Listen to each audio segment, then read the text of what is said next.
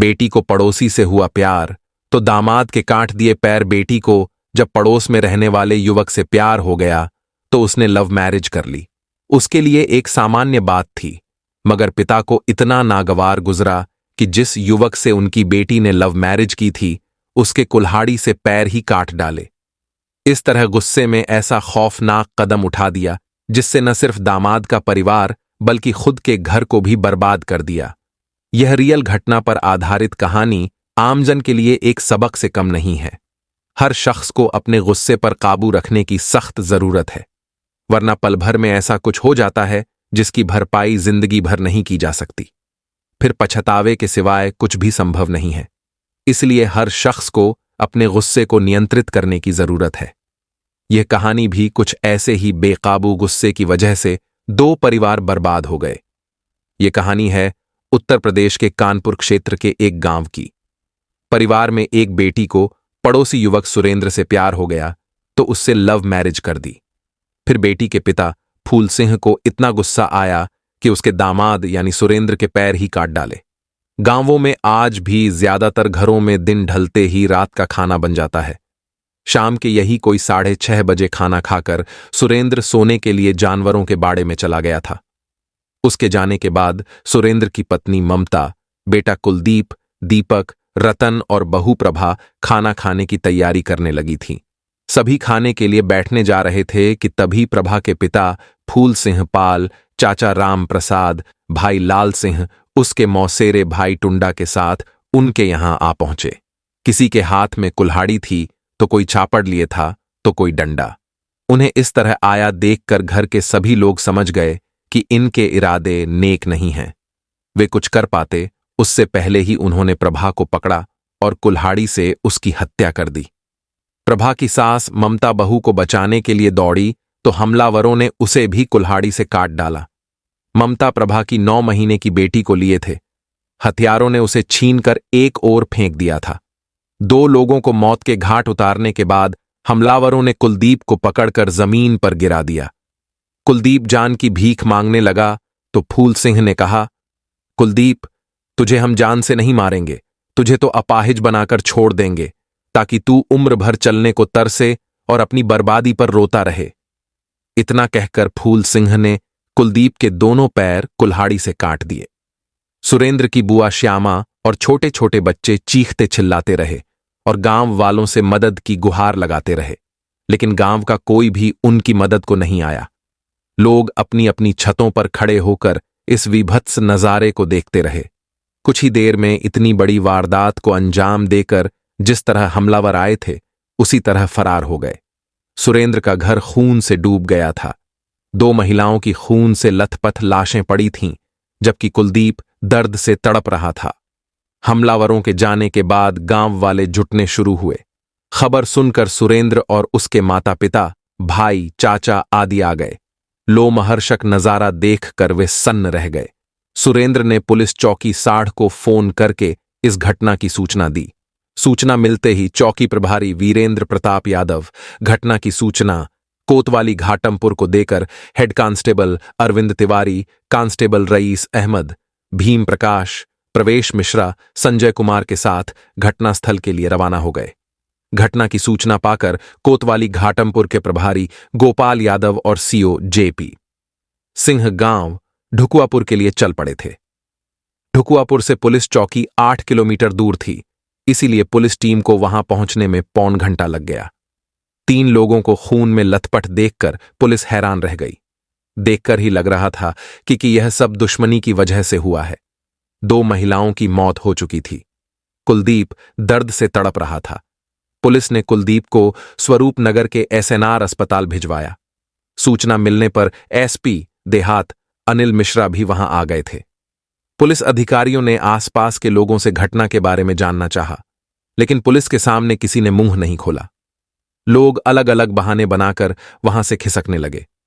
Police समझ गई कि डर या किसी अन्य वजह से लोग कुछ भी बताने से कतरा रहे हैं। हमलावरों ने सुरेंद्र की पत्नी ममता और बहू प्रभा की हत्या कर दी थी, जबकि बेटे कुलदीप के दोनों पैर काट दिए थे। पुलिस ने जब सुरेंद्र से पूछताछ की तो उसने बताया कि यह सब कुलदीप की ससुराल वालों ने किया है। पुलिस ने सुरेंद्र पाल की ओर से फूल सिंह, उसके बेटे भाई राम प्रसाद पाल, लाल सिंह टुंडा उर्फ मामा और राम प्रसाद उर्फ छोटे के खिलाफ भादमवी की धारा 302, 707, 552, 34 के तहत रिपोर्ट दर्ज कर ली। पुलिस ने दोनों लाशों को पोस्टमार्टम के लिए कानपुर भिजवा दिया था। इस लोमहर्षक कांड के बाद गांव में दहशत फैल गई थी। गांव वाले दबी जुबान से तरह तरह की बातें कर रहे थे। एसआईएसपी यशस्वी यादव ने सीओ जेपी सिंह को निर्देश दिए कि वह जल्द से जल्द हमलावरों को गिरफ्तार करें। सीओ ने तुरंत ही प्रभारी निरीक्षक गोपाल यादव और चौकी प्रभारी वीरेंद्र प्रताप यादव के नेतृत्व में 2 टीमें गठित कीं।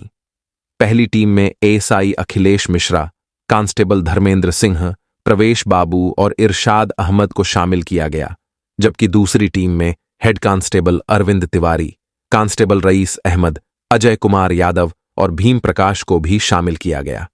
चूंकि आरोपी अपने घरों से फरार थे, इसलिए पुलिस टीमें उनकी तलाश में संभावित जगहों पर छापे मारने लगीं। आखिर सुबह होते होते पुलिस को सफलता मिल ही गई।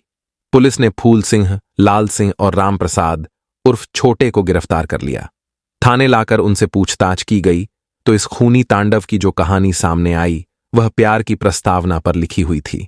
उत्तर प्रदेश के जिला कानपुर की एक तहसील है घाटमपुर। यहां से लगभग 50 किलोमीटर दूर बसा है एक गांव ढुकुआपुर। इस गांव में वैसे तो सभी जाति के लोग रहते हैं, लेकिन गडरियों की संख्या कुछ ज्यादा है। इसी गांव में सुरेंद्र सिंह पाल भी अपने परिवार के साथ रहता था। वैसे सुरेंद्र पाल का पुश्तैनी मकान गांव के बीचों बीच था, लेकिन भाइयों में जब बंटवारा हुआ तो वह गांव के बाहर खाली पड़ी जमीन पर मकान बनाकर रहने लगा। सुरेंद्र के परिवार में पत्नी ममता के अलावा 3 बेटे कुलदीप, दीपक और करण थे। कुलदीप पढ़ाई के साथ पिता के काम में भी हाथ बंटाता था। सुरेंद्र के पड़ोस में ही फूल सिंह पाल का परिवार रहता था। उसके परिवार में पत्नी के अलावा 3 बेटे और एक बेटी प्रभा थी। प्रभा और कुलदीप एक ही स्कूल में पढ़ते थे। दोनों आसपास ही रहते थे, इसलिए स्कूल भी साथ साथ आते जाते थे। दोनों साथ साथ खेलते और पढ़ते हुए जवान हुए तो उनकी दोस्ती प्यार में कब बदल गई उन्हें पता ही नहीं चला।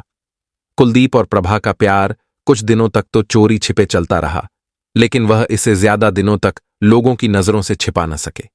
वैसे भी प्यार कहाँ छिप पाता है। दोनों के प्रेम संबंधों की बात गांव के लोगों तक पहुंची तो लोग उनके बारे में चटखारे ले लेकर बातें करने लगे। गांव वालों से होते हुए यह बात किसी तरह प्रभा और कुलदीप के घर वालों के कानों तक पहुंची तो फूल सिंह ने पत्नी रानी से बात करके प्रभा पर पाबंदी लगा दी कि वह घर के बाहर अकेली नहीं जाएगी। कहते हैं बंदिशें लगाने से मोहब्बत और बढ़ती है। प्रभा की कुलदीप से मुलाकात भले ही नहीं हो पा रही थी, लेकिन फोन के जरिए बात होती रहती थी। चूंकि उन्होंने पहले से ही तय कर लिया था कि वे प्यार में आने वाली हर रुकावट का विरोध करेंगे, इसलिए वे बगावत पर उतर आए। जमाने की परवाह किए बगैर अपने प्यार को मंजिल तक पहुंचाने के लिए वे जनवरी 2012 में अपने अपने घरों को छोड़कर हरियाणा के गुड़गांव शहर चले गए। गुड़गांव में कुलदीप का एक दोस्त रहता था। कुलदीप ने उसी की मदद से आर्य समाज रीति से प्रभा के साथ विवाह भी कर लिया। दोस्त की मदद से उसे दिल्ली की एक फैक्ट्री में नौकरी भी मिल गई। इसके बाद कुलदीप दिल्ली में किराए पर कमरा लेकर प्रभा के साथ रहने लगा। प्रभा के इस तरह भाग जाने से फूल सिंह की बहुत बदनामी हुई। उसने 16 जनवरी 2012 को थाना घाटमपुर में कुलदीप के खिलाफ प्रभा को बरगलाकर भगा ले जाने की रिपोर्ट दर्ज करा दी। रिपोर्ट में उसने प्रभा को नाबालिग बताया था। मामला नाबालिग लड़की का था, इसलिए पुलिस ने सुरेंद्र पाल और उसके परिवार वालों पर शिकंजा कसा। मजबूरन कुलदीप को वापस जाना पड़ा। चूंकि कुलदीप के खिलाफ पहले से रिपोर्ट दर्ज थी, इसलिए पुलिस ने कुलदीप को गिरफ्तार करके पूछताछ की। प्रभा का मेडिकल परीक्षण कराया। मेडिकल में प्रभा की उम्र 18 साल से ऊपर निकली। वह संभोग की अभ्यस्त पाई गई। प्रभा ने कुलदीप की गिरफ्तारी का विरोध करते हुए कहा था कि उसने कुलदीप के साथ अपनी मर्जी से जाकर शादी की थी। प्रभा ने सबूत के तौर पर अपने और कुलदीप के शादी के फोटो भी दिखाए, लेकिन पुलिस ने उसकी एक न सुनी और कुलदीप को अदालत में पेश कर जेल भेज दिया। मजिस्ट्रेट के सामने प्रभा के बयान कराए गए तो प्रभा ने वही सब कहा जो उसने पुलिस के सामने चीख चीख कर कहा था। प्रभा के बयान और उसके बालिग होने की रिपोर्ट के मद्देनजर मजिस्ट्रेट ने प्रभा को उसकी मर्जी के अनुसार जहां और जिसके साथ जाने व रहने की इजाजत दे दी। अदालत के फैसले के बाद प्रभा ने अपने घर के बजाय सास ससुर के साथ जाने की इच्छा जताई तो पुलिस ने उसे कुलदीप के घर पहुंचा दिया। बेटी के इस फैसले से फूल सिंह और उसके घरवालों ने बड़ी बेइज्जती महसूस की। कुछ दिनों बाद कुलदीप भी छूटकर घर आ गया। माहौल खराब न हो इसलिए कुलदीप प्रभा को लेकर फिर से दिल्ली चला गया। जनवरी 2013 में प्रभा ने एक बेटी को जन्म दिया जिसका नाम उसने शिवानी रखा। समय का पहिया अपनी गति से चलता रहा। शिवानी भी 9 महीने की हो गई। अपने माता पिता से भी कुलदीप के संबंध ठीक हो गए थे।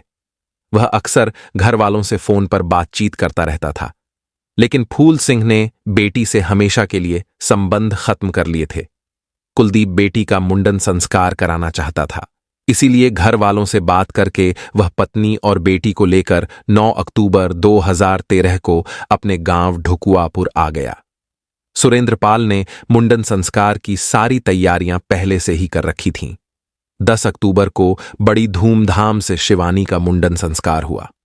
प्रभा के माता पिता ने कुलदीप को अपना दामाद स्वीकार नहीं किया था। वह कुलदीप से खुंदक खाए बैठा था, इसलिए सुरेंद्र ने मुंडन कार्यक्रम में फूल सिंह और उसके परिवार वालों को नहीं बुलाया था। गांव वाले मुंडन की दावत खाकर जब लौट रहे थे तो तरह तरह की बातें कर रहे थे। वे बातें फूल सिंह ने सुनी तो उसका खून खौल उठा। उसने उसी समय कुलदीप और उसके घर वालों को सबक सिखाने का निश्चय कर लिया। इस बारे में उसने मोहद्दीपुर थाना बकेवर में रहने वाले अपने भाई रामप्रसाद से सलाह मशविरा करके उसे भी शामिल कर लिया।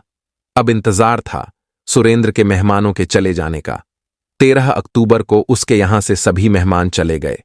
केवल सुरेंद्र की बुआ श्यामा रह गई थीं। 14 अक्टूबर 2013 की शाम सुरेंद्र खाना खाकर घर से करीब 50 मीटर दूर जानवरों के बाड़े में सोने चला गया। उसकी पत्नी ममता बच्चों को खाना खिलाने की तैयारी कर रही थी, तभी फूल सिंह, लाल सिंह, राम प्रसाद आदि कुल्हाड़ी, छापड़ और डंडे लेकर सुरेंद्र के घर में दाखिल हुए। घर वाले कुछ समझ पाते उससे पहले उन्होंने प्रभा की हत्या की, क्योंकि उसी की वजह से समाज में उनकी नाक कटी थी। ममता बहू को बचाने आई तो उन्होंने उसे भी काट डाला। उसके बाद कुलदीप के दोनों पैर काट दिए। इतना सब करके वे फरार हो गए। पुलिस ने फूल सिंह, लाल सिंह, राम प्रसाद उर्फ छोटे पाल से पूछताछ करके सभी को जेल भेज दिया। पुलिस ने टुंडा उर्फ मामा से पूछताछ करने के बाद उसे छोड़ दिया। पुलिस का कहना था कि उसका एक हाथ कटा था, एक हाथ से वह किसी पर हमला नहीं कर सकता। दूसरे पुलिस जब उसके घर फरीदपुर पहुंची तो वह घर पर ही सोता मिला था। अगर वह हत्या जैसे जघन्य अपराध में शामिल होता तो अन्य हमलावरों की तरह वह भी घर से फरार होता। वह आराम से अपने घर में नहीं सो रहा होता। उधर सुरेंद्र का कहना है कि टुंडा घटना में शामिल था। पुलिस ने जानबूझकर उसे छोड़ दिया। सच्चाई जो भी हो, इस लोमहर्षक कांड ने यह तो साबित कर दिया है कि लोग खुद को कितना भी आधुनिक कहें, लेकिन अभी उनकी सोच नहीं बदली है। अगर फूल सिंह बेटी की पसंद को स्वीकार कर लेता तो उसे इस जघन्य अपराध के आरोप में जेल न जाना पड़ता। कथा लिखे जाने तक कुलदीप अस्पताल में जिंदगी और मौत के बीच झूल रहा था। यह कहानी आपको कैसी लगी और यह भी बताए कि इस कहानी से क्या सीख मिलती है। आपको किस तरह की कहानियां ज्यादा पसंद है यह भी बताएं, ताकि उसी तरह की कहानियां प्राथमिकता से बता सकें। साथ ही रियल घटना पर आधारित कहानियों के लिए हमारे YouTube चैनल को सब्सक्राइब करें और Facebook पेज को फॉलो जरूर करें। धन्यवाद।